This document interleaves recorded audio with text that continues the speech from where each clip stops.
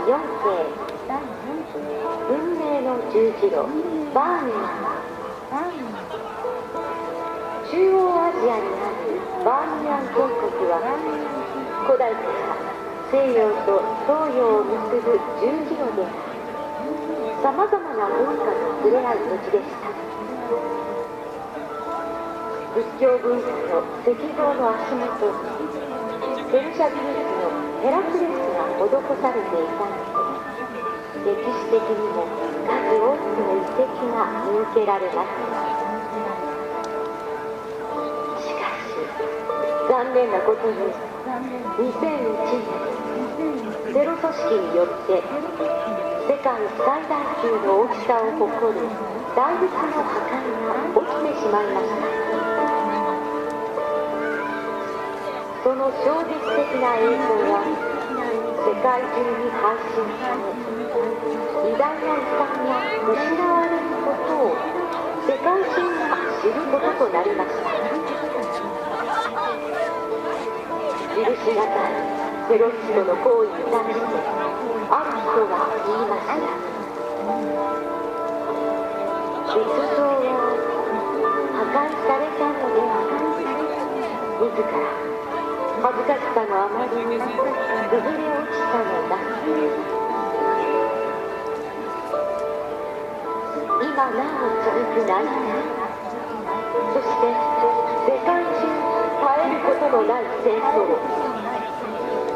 それによってあふれる飢餓と難民、すぐ先の未来か遠い未来に戦火に置かれた人々に平和が訪れ、地球上に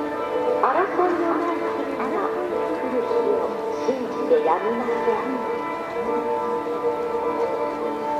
私たちは消えてしまった仏像の顔に浮かぶ微笑みをきっと見ることができるのでしょう。